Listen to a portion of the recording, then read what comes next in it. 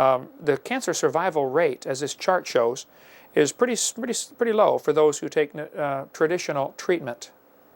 Those who have primary cancer have about 12% survival rate for surviving 5 years or more if they go with conventional therapy.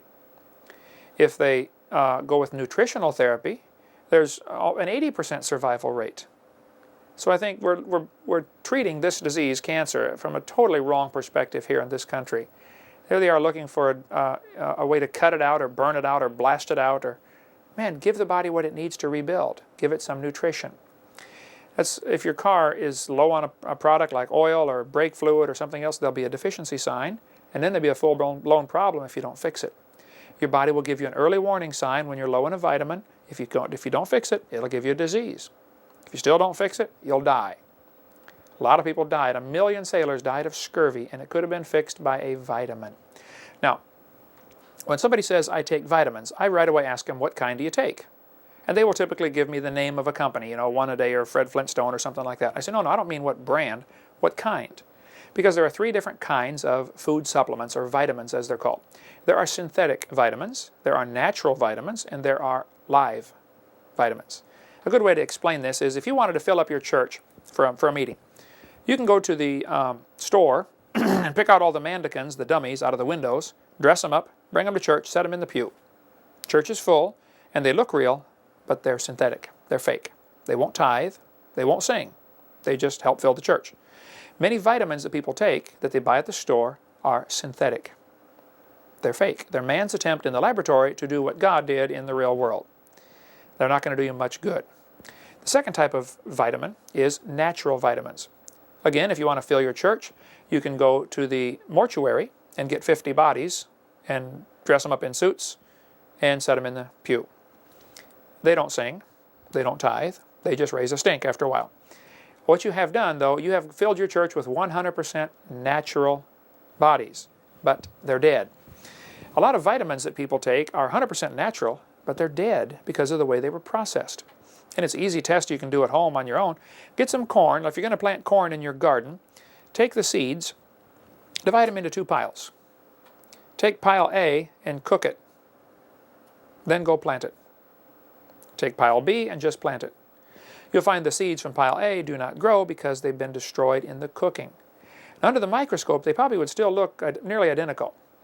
And many people sell natural vitamins that look good under the microscope and come from a natural source, but they killed them in the processing. If you took oranges and squeezed the juice out, put the juice in a bowl and boiled it to get rid of the water, and packed the residue into tablets, you would have 100% natural vitamin C. But it's dead. You killed it when you cooked it. To get vitamins that are still alive or haven't been destroyed in processing is much more expensive. So most of the companies that produce good quality vitamins that really are alive don't even bother selling them through stores because nobody'd buy them. I mean, if you went to the store and saw a bottle of vitamin C for $3 and next to it's a bottle of vitamin C for $5, people who don't take time to understand, maybe the $5 one is still alive. They took the extra care to keep it alive in processing. So I think you'd be wise to understand some of the things about nutrition and vitamins and get the good quality stuff. And I'm not selling anything and don't want to sell anything. But I have for years taken Shaklee vitamins and I highly recommend them. They are the largest vitamin company in the world. As far as I know the world, I know in America. And they never advertise. They just they produce a quality product that is as close to nature as possible. They do the least amount of processing as possible. And all I can tell you is they work. I take them and I feel good. You need to find out what your body needs. And you can do that by studying deficiency signs. Okay, if you're sick, several steps I would take. If I had a disease or a problem, I would go through several steps. First of all, I would check to see if there's a cause that I can eliminate. Maybe I'm doing something wrong. Maybe it's my diet. Maybe it's my attitude. Maybe it's not enough rest. Maybe it's too much stress. I would eliminate all of the possible things that I can understand that I might be doing to cause it. Secondly, if that didn't work, I would pray and say, God, would you please take this away? Just take it away from me, God. Paul was given a thorn in the flesh, and he prayed and said, Lord, please take it away. He besought the Lord 3 times, asked him, please take this away. God didn't take it away. He said, my grace is sufficient for thee. You can live with this, Paul. And Paul had to go through life suffering. Even Jesus on the cross, or before he went to the cross, said, Father, if thou be willing, remove this cup from me. Nevertheless, not my will, but thine be done. It may not be God's will to heal you of your suffering or pain. My good friend John Bishop in Triple S Christian Ranch in Heber Springs, Arkansas, has gone through incredible suffering. And God has used that in his life to teach him many things. He's just been such a great godly Christian. He was before, but this has really done something to him, changed him in a very positive way. The suffering has been good for him. And so if I did everything I could to get rid of the possible sources of my causing it, I'd ask God to take it away. If he didn't take it away, I'd learn to live with it. I'd probably go and have the pastor of the church, I'd ask him to anoint me with oil. The Bible says to do that. But ultimately, you might just have to learn to live with it. To say, God, okay, I'll just accept it and keep on serving you.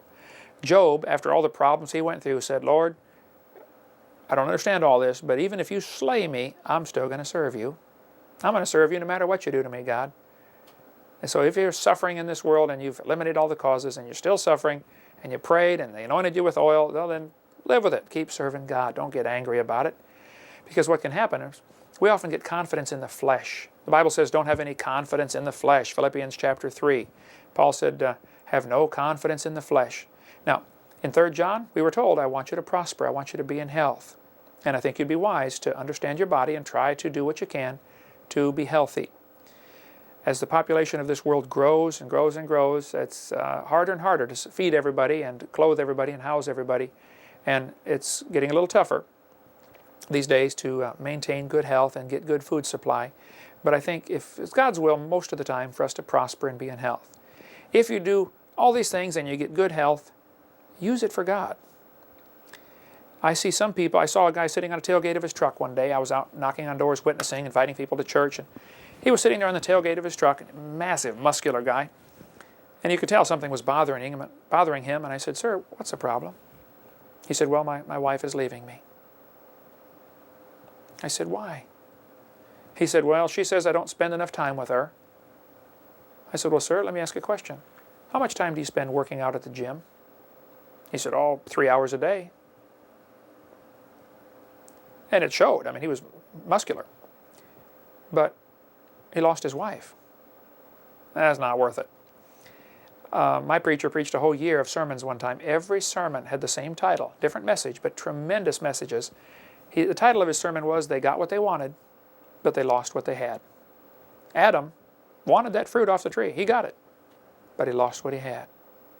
Many people got what they wanted and lost what they had. He went all through the Bible showing how people got what they wanted, but lost what they had. And some people work hours and hours and days and years to get good health, and they get it, but they lose their fellowship with God. They spend all their emphasis on the body. Oh, don't do that. Take care of your body. But the purpose of keeping the body going good is so you can do more for God with your life. We're going to put some interviews on here now with some nutrition experts and some chiropractors and things who are really can give you some good advice on how you can be healthy. And I recommend you listen carefully to what they have to say. But keep it all in perspective. This is only the body. You got to keep your spirit in tune with God, and your social life with your friends and neighbors. Whether you're healthy or not, you can still keep that in mind. And keep growing mentally like Jesus did in Luke 2:52. Thank you so much for joining us. Jenny, what are some things you can do to achieve good health? If a person wants to be healthy, what can they do? Give us some pointers on that, please. Okay, I think it's wonderful that we can do something to achieve good health, and it is a choice.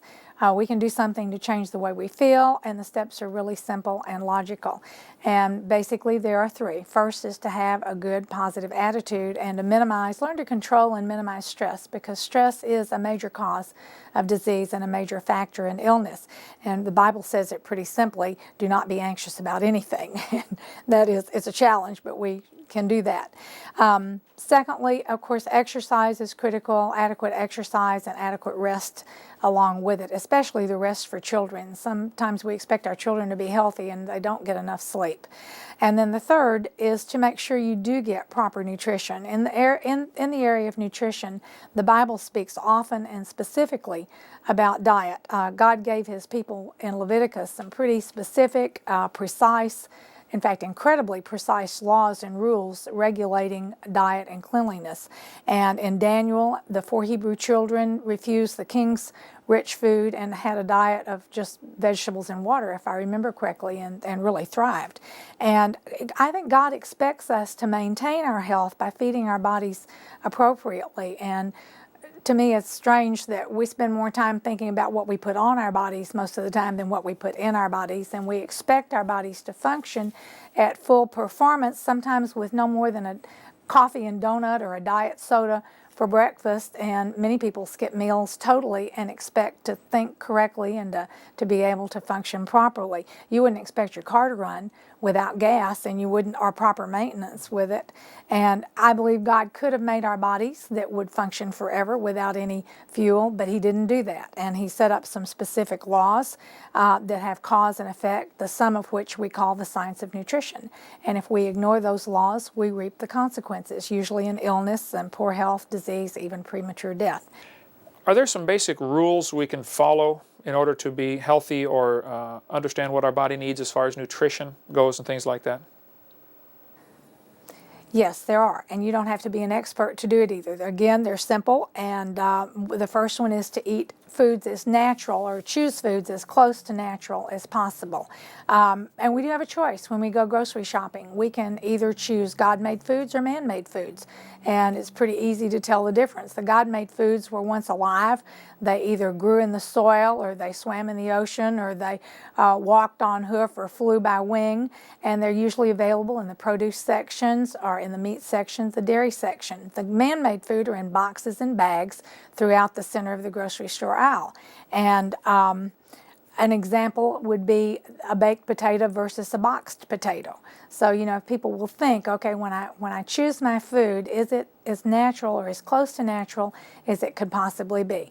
And a second rule of thumb in that area would also be to eat foods as live as possible. Now, you might say, what are live foods? Well, cooked foods are dead foods. And anytime you heat a food to 130 degrees or more, you begin to destroy the enzymes and the vitamins. Vitamins are living, and they are destroyed by heat and oxygen and even cold.